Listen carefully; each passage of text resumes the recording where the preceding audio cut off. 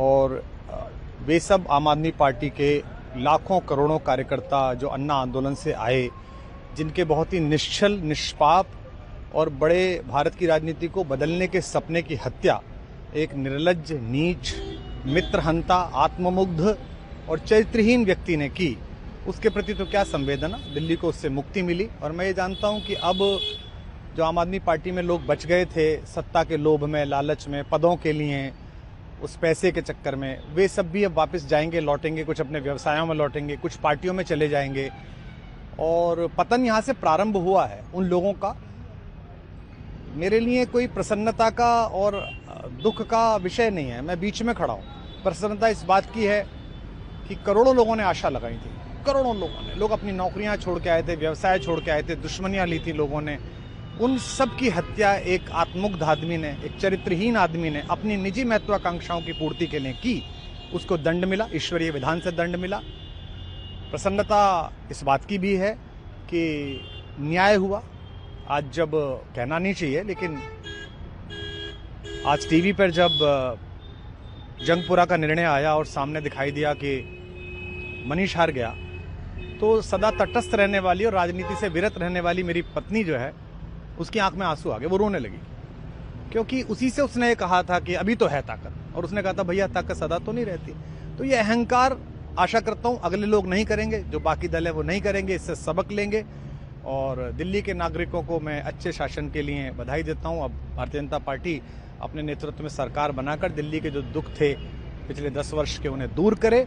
और आम आदमी पार्टी के समस्त कार्यकर्ताओं को कहता हूं कि आपने जिस किसी भी लोभ लालच में, सब कुछ जानते हुए एक ऐसे व्यक्ति के समर्थन में काम किया जिसने अपने मित्रों की पीठ में झुरा घोंपा, गुरु को धोखा दिया, अपने साथ कंधे से कंधा मिला के लड़ने वाली महिलाओं को अपने घर लाके पिटवाया, अपनी निजी सुख और साधन के लिए जनता का पैसा खर्च किया, अब उससे आशा लगानी छोड़ें, अब बाहर निकलें, अपना अपना जीवन देखें।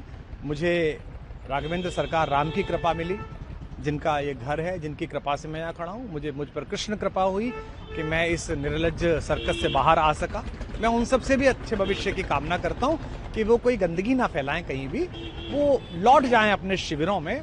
जिस तरह माधव को, कृष्ण को दूत देखकर भी भरी सभा में अट्टहास करने वाला दुर्योधन जो ये कहता था सुचिग्रम नैव दास्यामि बिना युद्धे न केशवः, बिना युद्ध के 5 गांव भी नहीं दूंगा, आज वो अपनी सीटों के लिए तरस रहा है। और मुझे पता है कि इस दुर्योधन का अंत भी टूटी हुई जंघा के साथ बड़ा ही दारुण होगा और भारतीय राजनीति एक कलंकित अध्याय के रूप में इस बौने दुर्योधन को और इसके दरबार के तमाम शकुनियों को याद करेगी। मैं उनकी मुक्ति की कामना करता हूं कि ईश्वर उन्हें इस दुख से बाहर निकाले और समस्त लोगों को बधाई देता हूं कि चलिए अंततः न्याय हुआ। सर, बात करें दिल्ली के चुनाव या यूपी के उपचुनाव मिर्जापुर को लेकर, चुनाव आयोग पर तमाम तरह के आरोप लगाए जा रहे हैं। अखिलेश यादव ने कल कहा कि वहाँ उपचुनाव में मिलकर, ये राजनीतिक विषय है, इस पर मैं राजनीतिक कार्यकर्ता नहीं हूँ, तो इस पर मेरी टिप्पणी शोभनीय नहीं है, वो आपस में सब जाने। लेकिन दिल्ली के चुनावों को लेकर एक मिश्रित प्रतिक्रिया है। दुख है कि अन्ना आंदोलन से एक ऊर्जा जो पैदा हुई थी, जिससे देश में एक सकारात्मक बदलाव हो सकता था, एक वैकल्पिक राजनीति हो सकती थी, उसकी हत्या एक अहंकारी आदमी ने, एक आत्ममुग्ध और असुरक्षित आदमी ने कर दी।